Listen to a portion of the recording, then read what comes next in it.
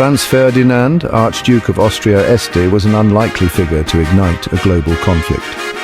Born in 1863, he was thrust into the line of succession after the suicide of his cousin, Crown Prince Rudolf, in 1889. As heir to the Austro-Hungarian throne, Ferdinand occupied a precarious position. The empire, a patchwork of ethnicities and languages, strained under the weight of its own internal contradictions.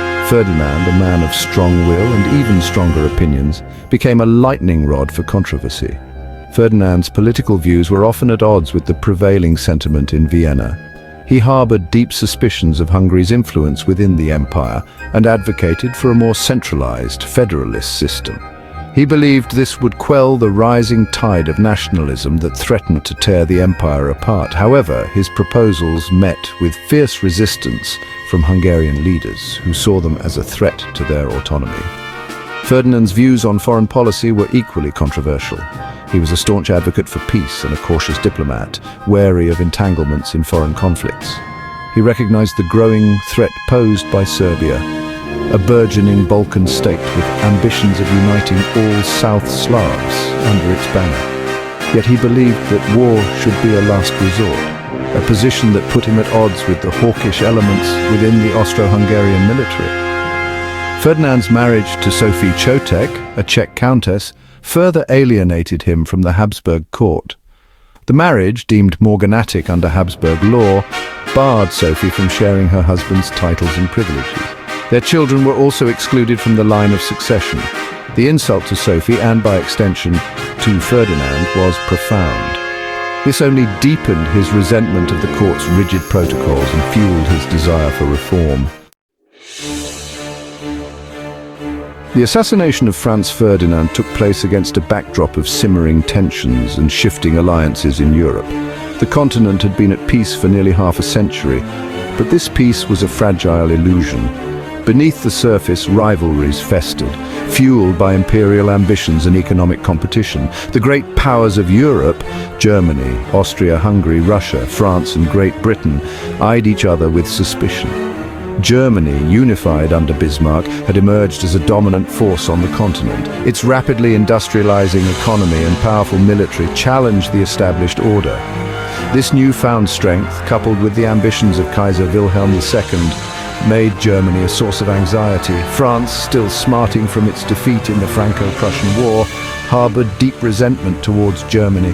The assassination of Franz Ferdinand would prove to be the spark that ignited this powder keg of tensions. The delicate balance of power would be shattered, plunging Europe into the abyss of total war. On a sunny Sunday morning, June 28, 1914, Archduke Franz Ferdinand and his wife Sophie arrived in Sarajevo, the capital of the Austro-Hungarian province of Bosnia-Herzegovina. The visit was intended as a show of Habsburg strength, a demonstration of imperial power in a region simmering with nationalist sentiment. However, the choice of Sarajevo for this display proved to be a fatal miscalculation. Sarajevo was a melting pot of ethnicities and religions, a microcosm of the empire's volatile mix. Among its residents were a number of Serbian nationalists who viewed the Austro-Hungarian presence as an oppressive occupation. For these groups, Ferdinand's visit was an affront, a symbol of the Habsburg yoke they longed to shake off. A group of young Serbian nationalists affiliated with the Black Hand, a secret society dedicated to the creation of a greater Serbia, plotted to assassinate the Archduke.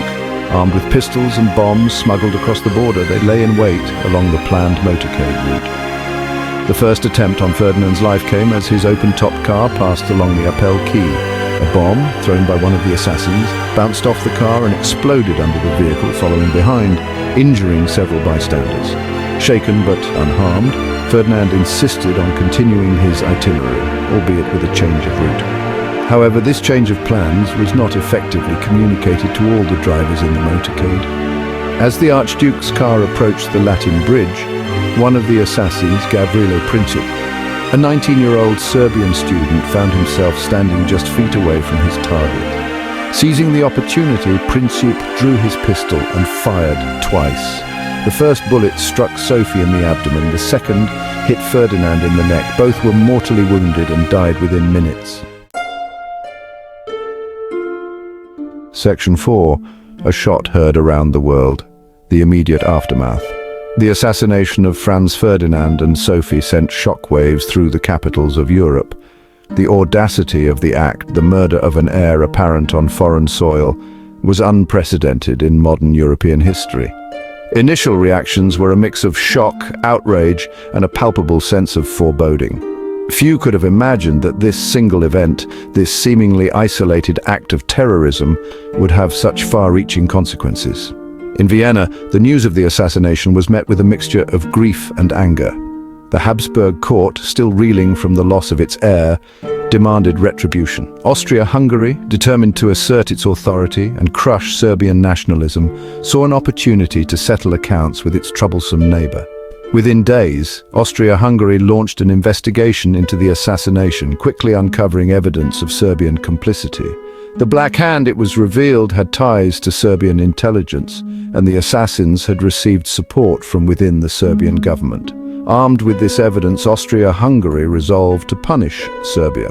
On July 23, 1914, Austria-Hungary presented Serbia with an ultimatum, a list of demands so harsh that they were practically designed to be rejected. The ultimatum demanded that Serbia condemn all anti-Austrian propaganda, suppress nationalist organizations, and allow Austro-Hungarian officials to participate in the investigation and punishment of those involved in the assassination. Serbia was given 48 hours to comply. The Serbian government, caught between its desire to avoid war and its fear of appearing weak in the face of Austrian aggression, attempted to negotiate. Serbia agreed to most of Austria-Hungary's demands, but balked at allowing Austro-Hungarian officials to operate freely on Serbian soil, seeing this as a violation of its sovereignty. The response, deemed insufficient by Vienna, sealed Serbia's fate. Section 5. The Alliance System, a tangled web of treaties. The assassination of Franz Ferdinand and the subsequent Austro-Hungarian ultimatum to Serbia set in motion a chain reaction that would quickly engulf all of Europe in war. The intricate network of alliances that had bound the continent together for decades, ostensibly designed to maintain peace, would instead prove to be the engine of its destruction. The alliance system had its roots in the aftermath of the Franco-Prussian War. Bismarck, the architect of German unification, sought to isolate France and prevent it from seeking revenge for its defeat.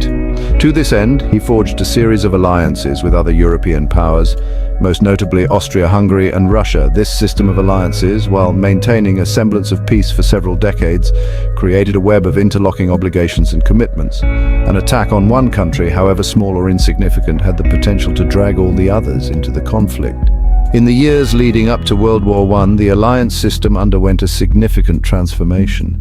Germany, under the leadership of Kaiser Wilhelm II, adopted a more aggressive foreign policy, challenging British naval supremacy and seeking a place in the sun commensurate with its growing power.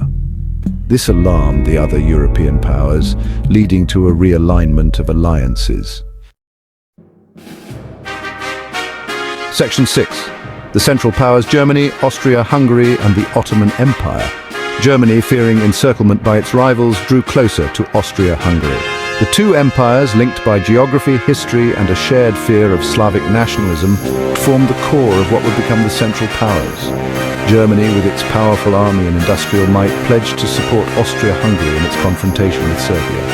This blank check from Berlin emboldened Vienna, making war with Serbia all but inevitable. The Ottoman Empire, once a mighty power but now in a state of decline, joined the Central Powers in August 1914.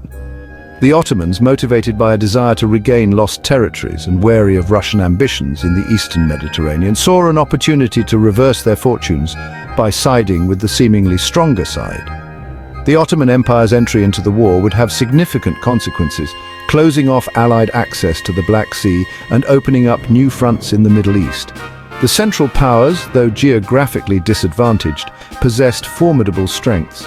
Germany, in particular, had a highly trained and well-equipped army led by a skilled officer corps. Austria-Hungary, while not as modern as its German ally, could still field a large army with a long military tradition. The Ottoman Empire, though often dismissed as the sick man of Europe, controlled strategically important territory and possessed a fierce fighting spirit.